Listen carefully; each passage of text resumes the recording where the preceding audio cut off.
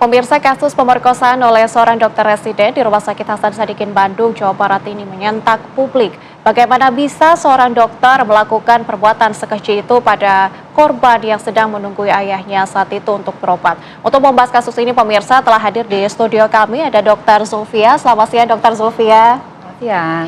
Dan juga pemirsa, lalu di sambungan Zoom ada Ibu Dahlia Madani selaku Komisioner Komisi Perempuan, dan juga di Bandung sudah ada Profesor Zahrotur Rushda Hinduan selaku Wakil Rektor Bidang Akademik dan juga Kemahasiswaan Universitas Padjadjaran. Dan kita juga akan Dr. Zulfia terlebih dahulu ya. Ya baik, selamat siang juga Bu. Nah dokter, ini kalau dilihat kasus ini juga sempat mengejutkan ya, karena kalau dilihat juga dokter yang semestinya jiwanya sehat, kemudian juga bisa memberikan pelayanan kepada pasien, tapi ternyata melakukan tindakan seperti ini. Dari pandangan Anda seperti apa, Bu? Ya, sebetulnya tindakan kekerasan seksual itu bisa terjadi di mana saja dan oleh siapa saja. Oleh profesi, jabatan, atau titel tertentu, termasuk oleh dokter. Jadi seringkali kita memandang suatu profesi dengan idealisasi tertentu. Contohnya profesi dokter memang di masyarakat dipandang sebagai profesi yang mulia, yang menjadi tempat orang datang untuk meminta bantuan gitu ya. Dan ternyata ketika ada kasus seperti ini tentunya mengejutkan untuk masyarakat, dan kita perlu melihat ini sebagai satu kondisi di mana ini adalah oknum yang melakukan satu tindakan kekerasan seksual, dan tentunya perlu ditindak baik secara hukum ataupun secara etik kedokteran seperti itu. Tapi intinya kekerasan seksual bisa dilakukan oleh siapa saja, di mana saja. Sehingga kita tidak boleh silau dengan jabatan tertentu, profesi tertentu, titel tertentu gitu. Dan semua harus diperlakukan sama bila memang sudah terbukti bersalah melakukan kekerasan seksual. Oke, Dokter Zulfia, kalau kita lihat dari kasus ini, apakah ada kemungkinan kalau pelaku ini memiliki kelainan jiwa, Dok? Semua kemungkinan itu bisa terjadi, tapi kita perlu lihat dulu ada yang namanya kelainan atau deviasi seksual, kita sebutnya parafilia, dan ada yang masuknya gangguan parafilia, itu sudah gangguan mental. Jadi kita lihat dulu nih, apakah seseorang ini punya kelainan ketertarikan seksual, ini termasuk di dalamnya misalnya orang yang tertarik secara seksual ketika dia melakukan aktivitas mengintip orang telanjang atau berhubungan seksual, atau tertarik sama jenazah, atau tertarik pada orang yang sedang tidur, pingsan, tidak sadar, atau tertarik pada organ tubuh tapi bukan non-genital. Jadi banyak nih kelainan-kelainan atau deviasi seksual. Tapi kita perlu lihat apakah ini berupa suatu katakanlah deviasi atau hal yang menyimpang atau sudah menjadi satu gangguan mental. Tapi kalaupun seseorang itu punya gangguan mental, tidak menghilangkan aspek hukum pada seseorang. Kalau memang pada saat itu dia dengan sadar penuh melakukan tindakan itu. Betul. Nah, tapi Dok, kalau misalkan dilihat ya, karena ini ada banyak sekali kasus yang di Indonesia yang terjadi, terutama dalam di dunia kedokteran gitu. Sebetulnya ada apa dengan dunia kedokteran ini? Tapi jangan dulu dibahas, karena pemirsa Apa Kabar Indonesia Siang akan kembali sesaat lagi untuk Anda. Tetaplah bersama kami. Masih bersama kami di Apa Kabar Indonesia Siang, pemirsa, tentunya kita masih akan melanjutkan dialog bersama dengan Ibu Zulfia selaku dokter dari psikiater tadi ya, dan juga ada beberapa narasumber lain yang telah bergabung bersama kami. Kita akan ke Ibu Zulfia terlebih dahulu. Tadi kan kami sempat terjeda ya Bu ya, kalau misalkan melihat ada banyak sekali kasus di Indonesia terutama yang menyangkut dari kesehatan kedokteran begitu. Sebetulnya apakah dunia dokter ini sedang tidak baik-baik saja? Dan kalau melihat tadi adanya gangguan mental, jika betul adanya gangguan mental, apakah kemudian ada korban-korban lain? Iya. Dunia kedokteran tidak baik-baik saja, dan kayaknya dunia in general lagi tidak baik-baik saja ya. Kalau menurut saya sebetulnya fenomena ini terjadi karena sekarang kita punya media sosial, semua bisa viral, bisa di blow up, bisa diakses. Someone udah lebih bisa speak up. Sedangkan kejadian seperti ini sebetulnya mungkin sudah lama terjadi di berbagai bidang, di berbagai aspek, tapi orang susah untuk bisa speak up, dan mungkin katakanlah kasusnya dianggap oleh penegak hukum secara serius. Kalau sekarang kalau viral baru diurus, baru ibaratnya diurus dengan baik gitu ya satu kasus. Nah tapi tentunya ini membuat kita jadi lebih memperhatikan ya what's going on dengan pendidikan kedokteran. Karena memang kita lagi disorot nih dunia kedokteran ya, sebelumnya dengan kasus bullying, dengan kasus program pendidikan yang dianggapnya tidak manusiawi, apalagi ada kasus seperti ini. Banyak yang menyoroti apakah ini adalah faktor gangguan mental dan apakah tidak diseleksi, apakah tidak ada pemeriksaan. betul. Sebetulnya yang perlu masyarakat pahami, untuk masuk ke suatu program pendidikan dokter spesialis itu seleksinya ketat banget, super ketat. Dan termasuk seleksi untuk pemeriksaan kesehatan jiwa. Tadi Pak Wamen menyampaikan tentang MMPI, pemeriksaan kesehatan jiwa dengan satu alat, satu tools, tes gitu ya, di mana seseorang itu akan dilihat kondisi kesehatan jiwanya. Tapi kita harus tahu kondisi kesehatan jiwa itu dinamis. Dan sekolah kedokteran itu panjang, 4 tahun. Betul. Jadi waktu masuk mungkin saja tidak terdeteksi. Ada gangguan apa-apa secara kepribadian, secara status mental, tapi dalam 4 tahun perjalanan itu bisa datang kehidupannya, ya, gangguan-gangguan seperti gangguan-gangguan itu. Makanya ada yang depresi, ada yang bisa sampai suicide, ada yang sampai melakukan bullying dan sebagainya. Itu a lot of things can happen dalam waktu 4 tahun. Bu Zulfa, kita juga ingin dalami ya seperti apa perlindungan korban dengan Ibu Dahlia yang sudah bergabung dengan kami. Bu Dahlia, selamat siang Bu Dahlia. Ini pemerkosaan oleh seorang dokter, pendampingan apa Bu Dahlia yang sebenarnya diperlukan oleh korban? Karena kalau kita ketahui sebenarnya perlindungan sudah dilakukan oleh pihak kepolisian. Apakah itu cukup Bu untuk melindungi korban ini Bu? Ya, yang pertama-tama saya menyampaikan, Komnas Perempuan tentunya menyampaikan keprihatinan kepada korban dan dukungan kepada korban yang berani bicara dan melaporkan peristiwa yang dialaminya dengan waktu yang cepat.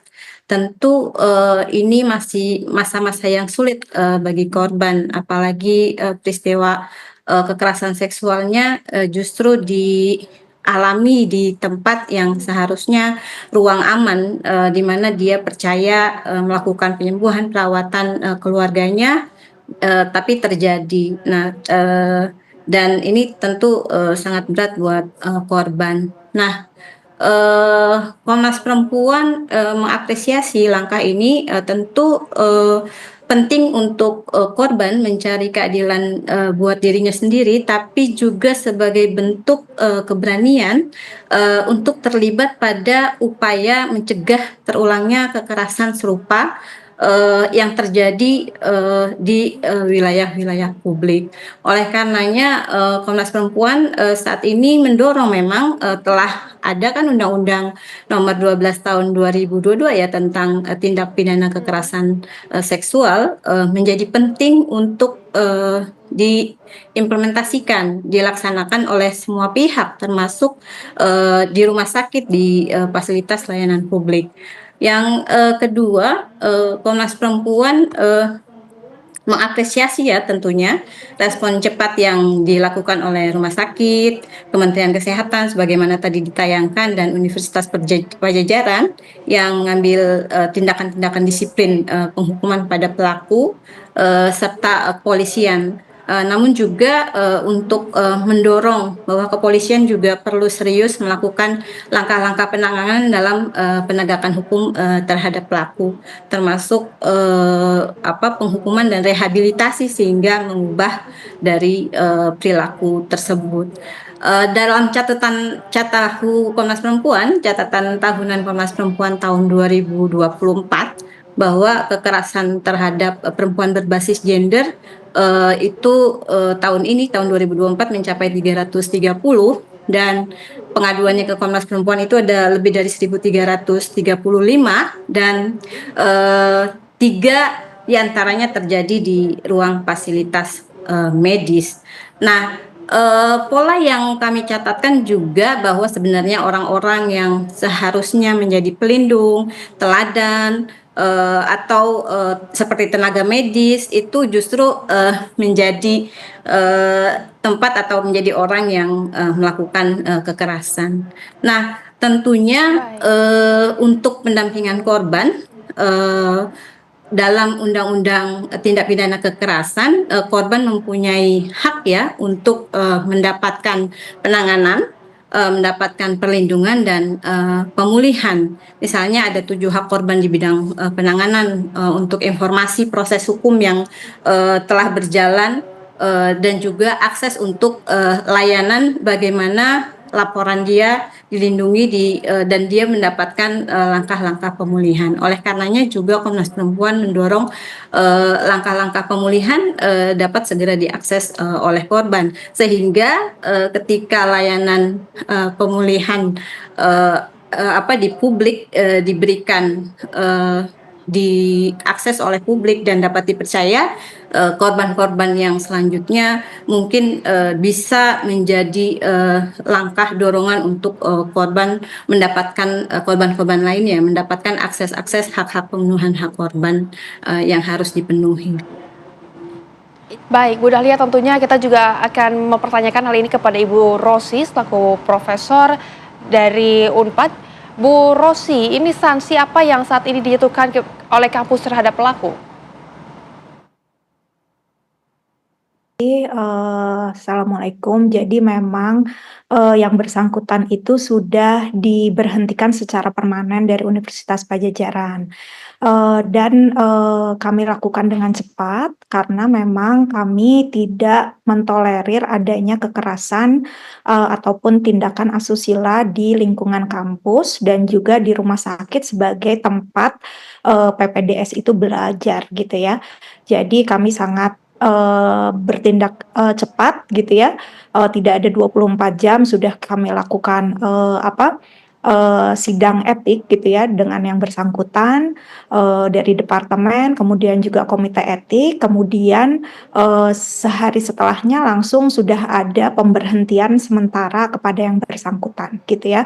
Dan saat ini yang bersangkutan sudah istilahnya di DO gitu ya. Jadi kami tegas dengan tindakan asusila yang sudah dilakukan. Oke, Bu Rosi, kasus ini kan secara tidak langsung mencoreng nama baik dari universitas begitu institusi. Apakah ada tuntutan hukum yang dilakukan dari kampus kepada pelaku agar kasus ini tidak terjadi lagi, Bu Rosi? Pada saat ini memang belum ada ya. Jadi memang kami masih melihat ini adalah sesuatu tragedi ya yang dilakukan oleh oknum di lingkungan medis dan juga di lingkungan pendidikan gitu. Jadi dari kami belum ada tindakan ataupun tuntutan hukum. Tapi yang pasti kami sangat sangat mendukung ataupun sangat mendukung kepada korban, di mana kami juga memberikan tawaran untuk layanan baik hukum maupun psikologis kepada korban. Baik, Bu Rosi, untuk meluruskan kasus ini dan juga menjadikan seterang-terangnya, benarkah ada keterlibatan pihak lain dalam kasus ini, Bu Rosi? Pada saat ini kasusnya sudah masuk kasus kriminal ya, sehingga saya mungkin tidak pada tempatnya untuk memberikan tanggapan mengenai kasus tersebut gitu. Jadi mungkin untuk lebih detailnya itu sudah di bawah penyelidikan dari kepolisian dan saya sangat menghormati itu, kami sangat menghormati sehingga tampaknya untuk kasusnya sendiri akan lebih valid ataupun reliable apabila pihak kepolisian yang memberikan jawaban gitu ya. Oke, baik. Kita akan kembali juga ke Dr. Zulfa. Dr. Zulfa, menurut Anda prosedur seperti apa yang bisa dilakukan oleh institusi bagi dokter-dokter yang sedang melakukan PPDS ini agar kasus ini tidak terjadi lagi?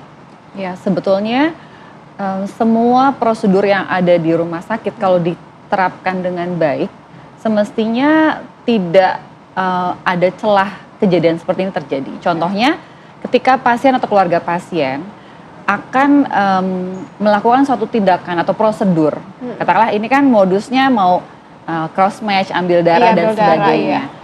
Semua itu ada prosedurnya, ada penjelasan terlebih dahulu, pernyataan persetujuan, dan kemudian bisa didampingi oleh perawat. Jadi tidak hanya berdua antara dokter dengan pasien atau keluarga pasien. Ini juga bisa jadi informasi untuk pasien-pasien yang ada di luar sana juga ya. Betul. Jadi bahwa pasien dan keluarga pasien memahami hak-haknya, prosedur sebuah tindakan itu seperti apa sih yang perlu dilakukan, informasinya apa, persetujuannya apa, dan diketahui oleh katakanlah petugas medis atau tenaga kesehatan yang lain, itu adalah hak dari pasien. Jadi tetap merasa nyaman walaupun misalnya dokternya beda gender gitu ya.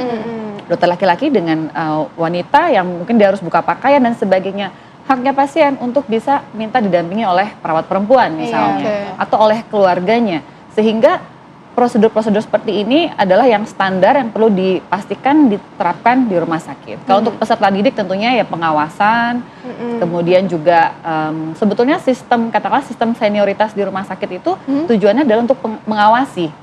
Jadi bukan untuk membuli ya, tapi yang senior mengawasi juniornya apakah sudah melakukan sesuai dengan prosedur seperti itu. Tentunya penting sekali untuk pengawasan tadi ya. Kita juga akan bertanya lagi kepada Ibu Dahlia dari Komnas HAM. Bu Dahlia, ini kalau dilihat mungkin informasinya banyak sekali beredar di masyarakat, ada korban-korban lain yang juga ikut speak up. Ini sebetulnya Bu, untuk kemudian korban-korban lain agar dapat speak up juga dari Komnas HAM sendiri, seperti apa tindakannya? Yang pertama tentunya di kepolisian dan berdasarkan mandat yang di dalam undang-undang adanya jaminan untuk perlindungan terhadap korban. Jadi kerahasiaan, terus jaminan bahwa mendapatkan akses layanan seperti kesehatan atau pemeriksaan atau jaminan perlindungan ya tentunya, dan serta akses lainnya pemulihan yang terutama untuk korban itu bisa memberikan rasa kepercayaan, sehingga misalnya kenapa sih penting untuk melaporkan kasusnya? Karena memang dijamin haknya korban untuk mendapatkan rasa keadilan, sehingga dengan langkah korban berani melaporkan kasusnya bukan hanya untuk memberikan pemulihan pada dirinya, tapi dia juga menjadi terlibat dalam upaya pencegahan atau keberulangan kasus pada dalam hal ini ya di tempat-tempat wilayah publik. Oleh karenanya memang Komnas Perempuan juga mendorong mekanisme untuk upaya penanganan, perlindungan, dan pencegahan di fasilitas publik itu terutama dibangun oleh pemerintah, menjadi tanggung jawab pemerintah dalam hal ini misalnya di Kementerian Kesehatan di tingkat nasional maupun di daerah melalui rumah sakit atau fasilitas kesehatan itu memulihkan rasa kepercayaan kembali untuk ruang-ruang publik itu menjadi aman. Yang tadi sebagaimana disampaikan oleh Ibu Dokter ya, bahwa ada SOP di setiap rumah sakit atau misalnya di fasilitas medis untuk pemeriksaan terhadap pasien, sehingga publik jadi percaya kembali bahwa betul-betul dia akses kesehatan yang ingin didapatkannya justru memberikan ruang aman. Seperti itu, Mbak. Bu Dahlia. Bu Dahlia, terima kasih untuk penjelasannya. Terima kasih juga kepada Bu Rosi yang sudah bergabung bersama kami dengan penjelasannya. Kami juga berterima kasih pada Dokter Zulfia. Terima kasih untuk penjelasannya, Dokter. Dan tentunya ya Rehana, kita berharap agar kasus ini segera menemui titik terang dan kasus seperti ini tidak pernah terjadi lagi. Betul sekali. Terima kasih semuanya.